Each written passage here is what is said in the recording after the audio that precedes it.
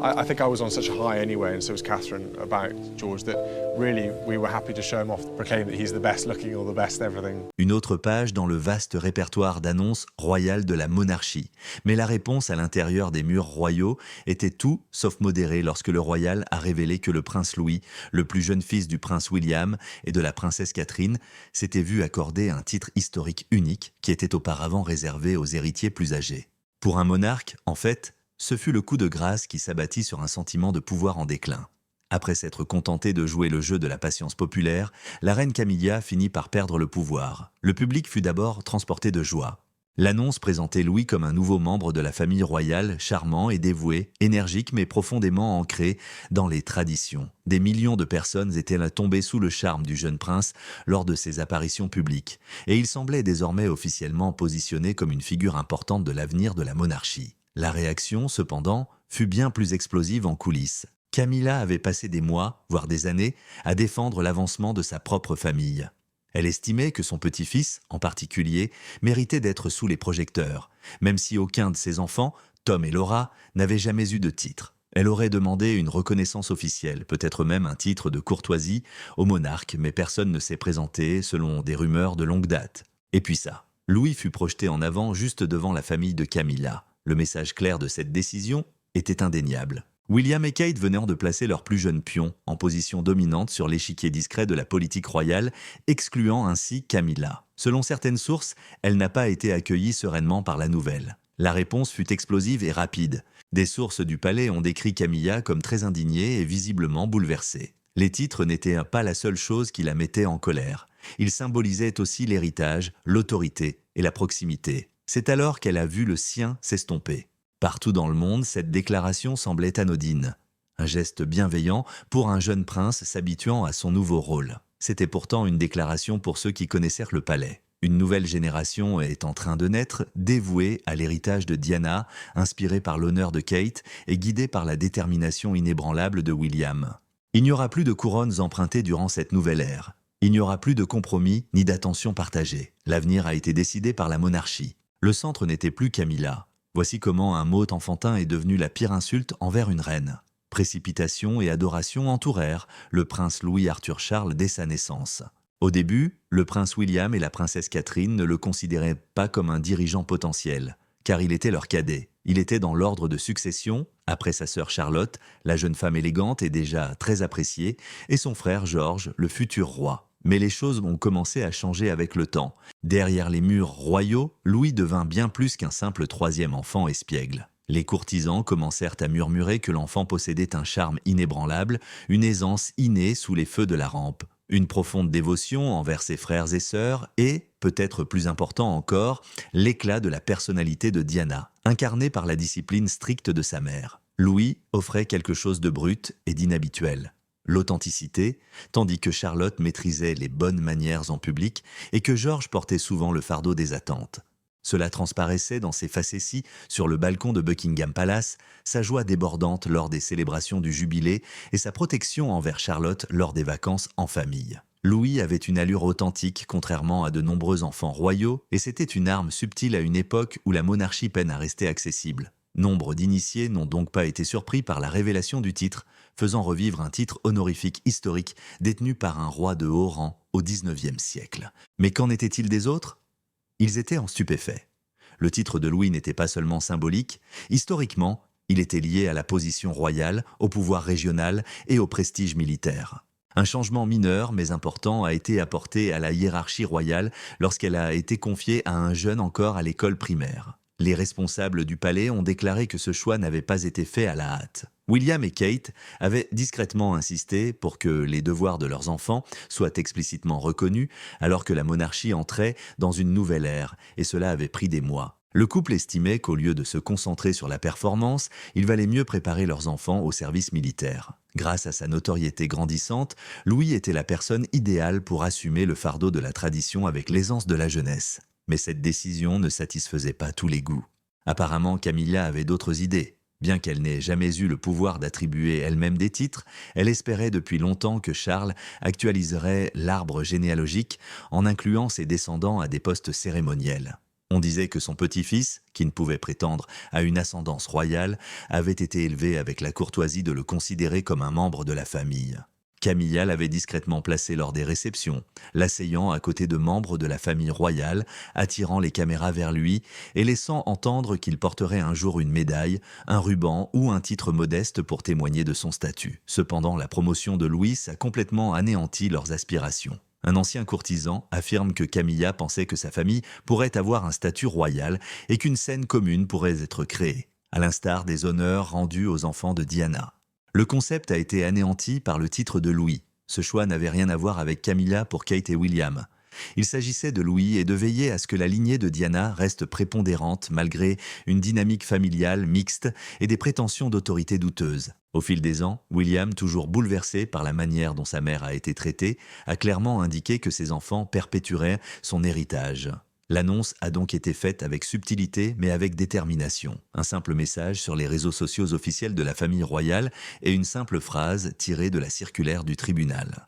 Une modeste déclaration selon laquelle le prince Louis avait adopté un titre qui avait auparavant appartenu à un pilier de l'histoire royale et tout ce qui est présent. Pas de conférence de presse, pas de cérémonie. Les médias se sont déchaînés. L'importance potentielle du titre pour l'avenir de la famille royale a fait l'objet de spéculations de la part des commentateurs. Mais l'implication était déjà évidente au palais. Ni l'ancienneté, ni le devoir n'avaient joué un rôle dans le choix de Louis. Pourtant, il incarne la famille royale à laquelle le public veut croire dans cette nouvelle ère de la monarchie. Honorable, sans scandale et innocent. Jamais connu de silence plus assourdissant, observe Camilla depuis la ligne de touche. Attendre a toujours été un talent de la reine Camilla. Elle a enduré des décennies d'animosité publique, de désapprobation royale et du souvenir obsédant de Diana, tout en restant en retrait. Pour obtenir sa légitimité, elle a attendu le couronnement de son mari, puis le sien, essuyant rumeurs, presse et conflits familiaux. Même si le rôle de consort de Camilla a progressivement conquis le public, elle n'a jamais cessé de mener la lutte silencieuse qui se déroulait dans les coulisses du palais.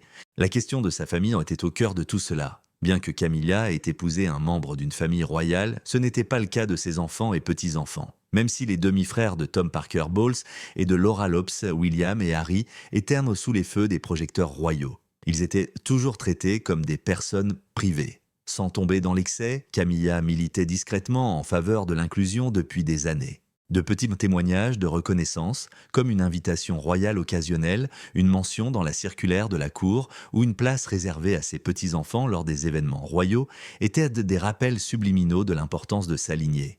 Mais au fil des ans, le fossé entre les deux familles devint encore plus évident, et le palais ne céda jamais. Le peuple adorait les enfants de Kate et ils figuraient dans des publications élogieuses, tandis que ceux de Camilla étaient considérés comme des attentions secondaires et courtoises. Les photos d'anniversaire du prince George ont attiré l'attention internationale.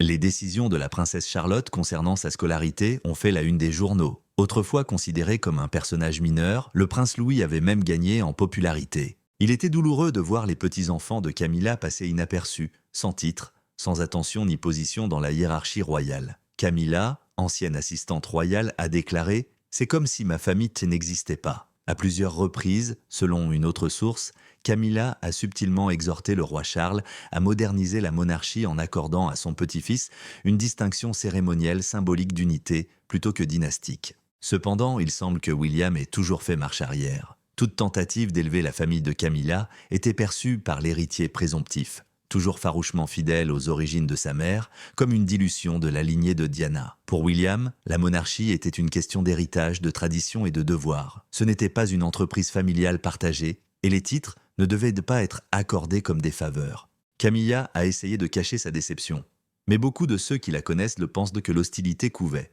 En coulisses, elle a développé un ressentiment croissant, notamment envers Kate. Une rencontre cordiale entre deux dames de la famille royale s'est transformée en une formalité distante. Sans même qu'elle le demande, l'assurance, le sang-froid et la maîtrise de Kate avaient conquis le public et l'institution, et Camilla n'a pas pu s'empêcher de le remarquer. De plus, le nouveau titre du prince Louis sonnait comme une claque. Bien qu'éloigné des véritables responsabilités royales, et pourtant à l'école primaire, le plus jeune enfant gallois était élevé au rang d'objet d'adoration historique. Le petit-fils de Camilla, rarement mentionné lors des cérémonies officielles, était à nouveau laissé de côté. La hiérarchie royale n'était plus seulement implicite, mais inscrite dans la loi. Ses amis affirment que Camilla est devenue silencieuse pendant quelques jours. Elle a annulé un déjeuner avec des amis proches de la communauté et s'est montrée particulièrement impolie envers les employés. Bien sûr, elle a souri aux caméras. Après des décennies de pratique, c'était devenu facile, mais quelque chose en lui avait changé. La haine s'était muée en rage au lieu de simplement s'intensifier. Tandis que la foule se réjouissait du nouveau titre charmant du petit Louis, la reine Camilla commença à élaborer des plans à huis clos pour se faire voir et entendre.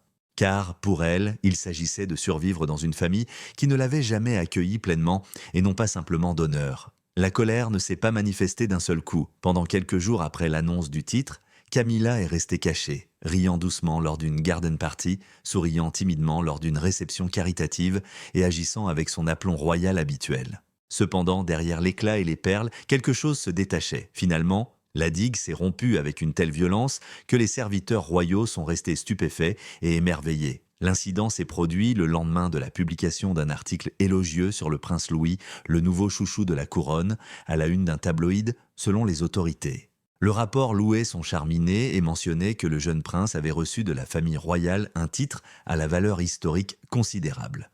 Cependant, la dernière déclaration fut la plus douloureuse. Cet acte démontre clairement que la lignée de Diana, la famille Wales, exerce une forte influence sur le destin de la monarchie. Pendant son petit déjeuner, Camilla l'a lu. C'est là que tout s'est effondré. Sous couvert d'anonymat, un membre du personnel a qualifié la scène de complètement volcanique. Une théière en argent s'est brisée sur le sol, des assiettes ont été repoussées et Camilla aurait crié si fort que les employés du couloir l'ont entendu. Comment peuvent-ils me faire honte à ce point? Ma petite fille est aussi digne que l'esprit maléfique de Diana, qui hante tout, sinon plus. C'était brutal et grave, et certains ont dit que c'était sa plus forte explosion émotionnelle depuis des années. Exigeant un rendez-vous urgent avec Charles, elle fit irruption chez Clarence. Camilla affirma que Kate et William préparaient une révolution secrète, la reléguant progressivement, elle et sa famille, à la périphérie, tout en soutenant les enfants de Diana comme les seuls futurs membres de la famille royale qui comptent. Elle se déchaîna de rage, d'angoisse et de trahison lorsqu'elle le découvrit dans son bureau privé, selon un témoin. « Ils se sont moqués de moi », aurait-elle crié, « de nous, de tout ce pour quoi j'ai travaillé. » Charles, diplomate infatigable, tentait de la calmer. « Les titres ont une histoire », lui rappela-t-il gentiment, « et les choix se font en fonction des objectifs à long terme de la couronne. » Mais cela n'arrangea rien. Déjà seule, depuis que son rayonnement royal s'était estompé, Camilla vit là la trahison ultime, non seulement de la part de Guillaume, mais du roi lui-même. Elle ne pensait plus que c'était une question de Louis ou de bonne manière. C'était une question de respect. Le respect, avait-elle le sentiment, lui avait été constamment refusé. Elle marchait, criait, puis sanglotait, ce qu'elle n'avait pas fait devant Charles depuis leur mariage. Une vive émotion traversait son visage, habituellement calme. « Tu les as laissés anéantir ma famille », aurait-elle murmuré. Le roi ne répondit pas. 2 représentations furent annulées par Camilla plus tard dans la journée. En fait, elle dormait. À l'intérieur, cependant, le palais était en état d'alerte maximale. Les employés avaient pour consigne de lui laisser de l'espace et seuls ses plus proches conseillers étaient autorisés à s'approcher. Il ne s'agissait pas seulement d'une mauvaise attitude, a déclaré un assistant principal. Pour Camilla, il ne s'agissait pas seulement d'une dispute de titre. Elle semblait donc comprendre sa défaite. Son inquiétude d'être toujours perçue comme une étrangère dans le pays natal de Diana était ainsi confirmée. Quelle que soit la couronne qu'elle portait, le peuple et l'institution dans son ensemble avaient déjà choisi leur reine de cœur et maintenant, ils choisissaient ses petits-enfants. La rupture, bien sûr, resta silencieuse. L'appareil royal veilla à ce qu'aucune déclaration officielle ni photo ne soit diffusée dans les médias. Mais la nouvelle avait déjà retenti bruyamment dans l'enceinte du château. Camilla était prête à en découdre. Elle avait fini de sourire. La princesse de Galles, Catherine, resta calme tandis que Camilla s'emportait à huis clos. Pas de commentaires sarcastiques, pas de déclarations publiques, pas de jubilation ostentatoire, mais ne vous y trompez pas, ce n'était pas un hasard. Bien que présenté comme un édit royal officiel, le titre du prince Louis présentait tous les signes discrets d'une manœuvre bien planifiée de Kate, signalant subtilement son pouvoir croissant à la cour. Pendant des années, les observateurs royaux ont sous-estimé les prouesses stratégiques de Kate. Elle était présentée comme l'épouse idéale, une duchesse heureuse et une personne qui ne causait jamais de problème. En coulisses, cependant, Kate pratiquait l'art de l'autorité royale par la constance, le timing et la précision plutôt que par la confrontation. Le léger vide de pouvoir qui a suivi la mort de la reine et le couronnement du roi Charles avait commencé des mois plus tôt. Camilla s'est manifestée, réclamant davantage de responsabilités cérémonielles et tentant de façonner la monarchie à son image en incluant sa famille dans les rituels officiels. Kate a remarqué que le marketing était subtil. De belle grand-mère à matriarche, d'outsider à participante à part entière, Camilla réécrivait l'histoire. Passer du statut de consort à celui de co-architecte de l'avenir de la famille royale représente un obstacle majeur. Kate, toujours perspicace, a choisi de ne pas lui parler directement. Elle n'a pas contesté. Les petits-enfants de Camilla n'ont pas été exclus des événements par elle. Elle ne fit rien d'autre qu'attendre. Et puis de cette arrivée, jusque-là masquée par l'élégance de Charlotte ou la sincérité de George, le prince Louis commençait à révéler sa vraie nature. Son charisme captivait le pays. Les Britanniques l'appréciaient pour ses expressions joyeuses et insolentes, ses saluts spontanés lors des visites royales et son affection pour Kate. Kate comprit que c'était bien plus que simplement mignon. Cela avait un but. Elle a donc insisté, discrètement et à l'abri des regards, lorsque le moment est venu de décerner le titre cérémoniel suivant. Les experts, cependant, ont attesté qu'elle a subtilement insisté pour que Louis soit reconnu à l'intérieur des portes royales, tout en discutant avec Guillaume et son entourage. Ce fut une réussite. Pour préserver un sentiment de continuité et de validité, Charles acquiesça. William était un fervent partisan. La nouvelle fut donc annoncée. Kate ne s'en réjouit pas. Comme si de rien n'était, elle apparut le lendemain à un événement caritatif, vêtue d'une robe manteau verte discrète, souriant chaleureusement et tenant la main de Louis. Mais c'était le cas, car, sans jamais s'impliquer publiquement, Kate avait utilisé ce geste pour réaffirmer la force de sa famille et l'héritage de Diana. Kate marchait avec son enfant, sous l'admiration silencieuse de tout un pays, tandis que Camilla hurlait derrière des portes dorées. Selon ses proches, elle considère cela comme plus qu'un simple triomphe personnel. Kate pense que c'est la légitimité de la monarchie qui est en jeu. Il s'agit de garantir que ceux qui sont nés pour servir, et non mariés, hériteront de l'avenir de la couronne. Je ne l'ai pas acheté avec le pouvoir. Néanmoins, j'ai été élevé avec le sens des responsabilités, l'empathie et l'intégrité dès mon plus jeune âge. Selon un haut fonctionnaire, elle gagne parce qu'elle mise sur le long terme. Peut-être la couronne était-elle portée par Camilla et Kate avait juré allégeance au peuple et maintenant à l'institution. Kate était clairement plus que la simple princesse de Galles lorsqu'elle soutenait le prince Louis et l'aidait à naviguer dans la vie publique. Elle était la puissance la plus meurtrière du royaume. Calme, aimé et toujours en avance, le roi Charles a toujours vu le trône comme un symbole de responsabilité, de savoir-faire et de modération.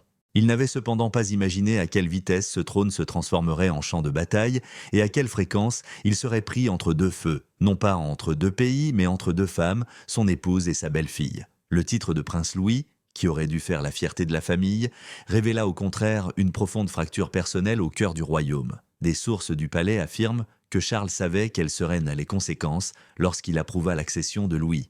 Il avait constaté la discorde grandissante entre Camilla et Kate. Il comprenait l'inquiétude de Camilla de voir sa famille, et surtout sa petite-fille, laissée pour compte. Il comprenait cependant l'enjeu et la nécessité de protéger l'image publique de la nouvelle génération. L'avenir de la monarchie était incarné par William et Kate. La confiance du public envers l'institution déclinant progressivement, il était crucial de se concentrer sur les successeurs que le peuple aimait puisque leurs enfants étaient nés avec ce destin. En bref, Louis était la personne logiquement la suivante.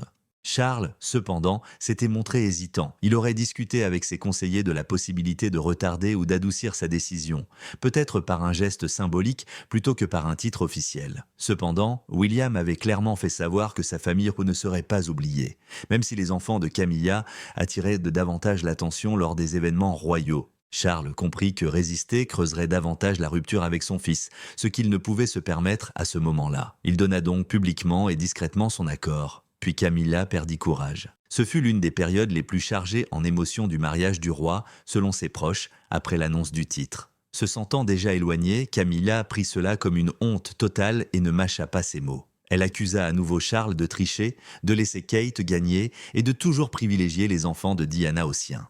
Le roi, réputé pour son sang-froid, tenta de la raisonner. Cependant, la raison ne lui plaisait pas. Elle recherchait reconnaissance, pouvoir et dévouement. Elle s'est repliée sur elle-même et s'est confinée dans sa chambre pendant plus d'une journée. N'ayant pas compris, Charles a confié en privé à ses conseillers qu'il en avait assez de devoir choisir un camp. Il avait essayé de combler la distance entre Camilla et le reste de la famille pendant des décennies.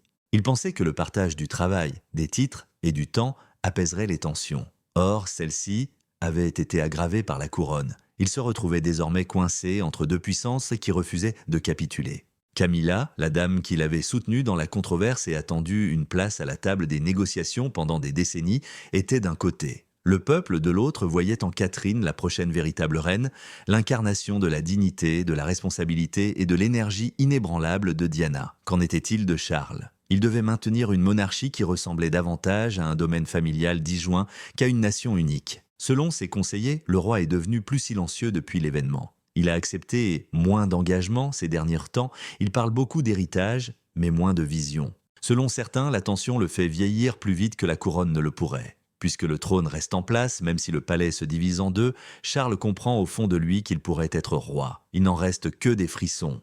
Un jeune homme joyeux, à peine assez âgé pour en comprendre l'importance, ne reçut qu'un seul titre, une distinction cérémonielle. Mais dans les magnifiques murs du palais de Buckingham, cela provoqua une prise de conscience. L'ascension du prince Louis ne se résumait pas à un simple clin d'œil à la coutume royale. Ce fut un signal d'alarme, la confirmation que la famille de Diana déterminerait seule l'avenir de la monarchie.